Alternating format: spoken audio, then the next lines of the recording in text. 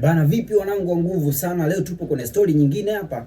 Sasa leo nakuletea kitu inaitwa Katekista Anton.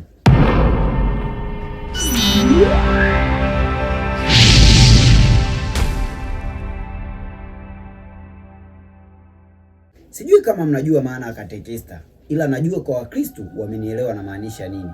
Katekista ni kiongozi wa kanisa eneo dogo ambapo hamna paroko, na paroko ni kiongozi wa kanisa kwenye eneo kubwa kama mji au wilaya. Kwa hiyo ina maana katekista sana sana inatumika vijijini. Katekista huyu yeye ni kiongozi wa Kikatoliki katika maeneo madogo kama vijiji au vitongoji. Sasa hii story ni story ambayo imetoka Ivory Coast huko. Inamhusu huyu Katekista Anton ambaye alifunga ndoa na mzimu na akapata naye watoto wawili. Alafu ghafla akaja kupotea kwenye mazingira ya kutatanisha na hakuwahi kumuona tena kwenye maisha yake. Jamaa anahadisia story jinsi ilivyokuwa.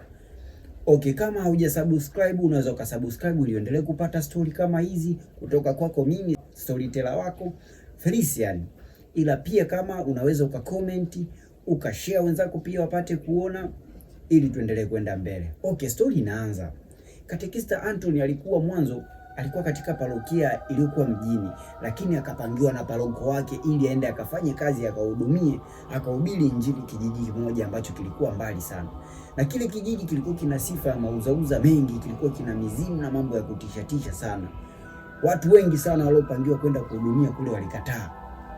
Na walikataa kwa nini? Walikataa kwa sababu ya hayo mauzauza. Lakini Anton alijipiga kifua, akasema kwamba yeye ana imani kubwa, ana imani thabiti, anaweza kwenda kuhudumia. Basi akawa ameenda. Alipofika kule akapokelewa na ndugu waumini wa kanisa, wakampokea vizuri.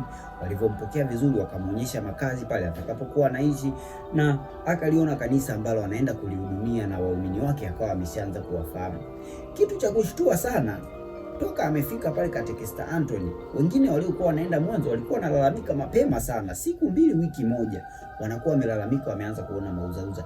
Lakini kwa Katekista Anton ilikuwa tofauti kabisa, kwa sababu yeye hakuwahi kushuhudia kitu chochote cha tofauti. Maisha yalikuwa shwari.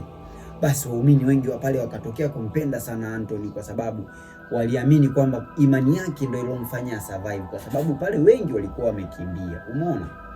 Katekista Anton alikuwa na kalama moja ya uimbaji pamoja na kuhudumia kanisa, lakini alikuwa anashiriki sana kwenye kwaya za pale kanisani.